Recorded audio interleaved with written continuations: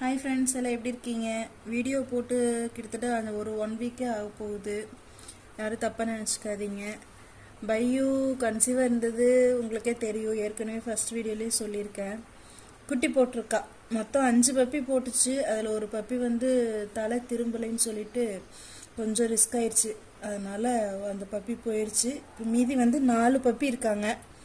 ஒரு பொண்ணு, மீதி 4 பையன். வருங்க, பால் குடிச்சிட்டு இருக்காங்க. எப்படி இருக்காங்க குட்டீஸ் எல்லாம்? நல்லா இருக்காங்களா? பார்த்து கமெண்ட் பண்ணுங்க, வீடியோக்கு லைக் பண்ணுங்க. சப்ஸ்கிரைபர் ஏறவே மாட்டேங்குது. சப்ஸ்கிரைப் பண்ணுங்க வீடியோஸ் பார்க்கும்போது. இன்னைக்கு கன்யூஸாக டெய்லியும் வீடியோ போடுறேன், ஷார்ட்ஸும் போடுறேன். பாருங்க, என்ஜாய் பண்ணுங்க. பப்பீஸோட ஆக்டிவிட்டி ஃபுல்லாக உங்களுக்கு வந்து வீடியோவில் நான் போட்டுகிட்டே இருக்கேன். பாருங்கள். டெலிவரி இது வீடியோ எடுக்கலான்னு நினச்சேன், முடியல. சிசேரியன் வரைக்கும் போயிடுச்சு. கொஞ்சம் ஆப்ரேஷன் பண்ணி தான் எடுத்தோம். குட்டி தலை திரும்பதுனால பாவம் ரொம்ப கொஞ்சம் கஷ்டப்பட்டுட்டா. காலையிலேருந்து ஈவினிங் வரைக்கும் ரொம்ப எங்களை பயமுறுத்தி விட்டுட்டா பாவம். அதனால கொஞ்சம் வீக்காக தான் இருக்கா. மனுஷங்களுக்கு ஆப்ரேஷன் பண்ணி டெலிவரி பார்த்தது இது பண்ணியிருக்கேன்.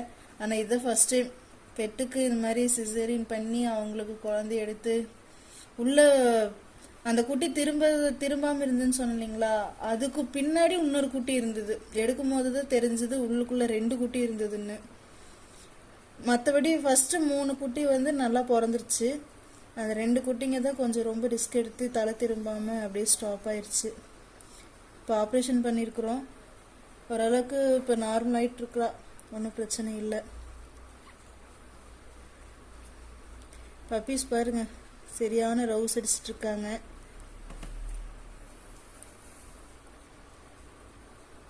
ஃபீட் பண்ணிட்டு இருக்காங்க.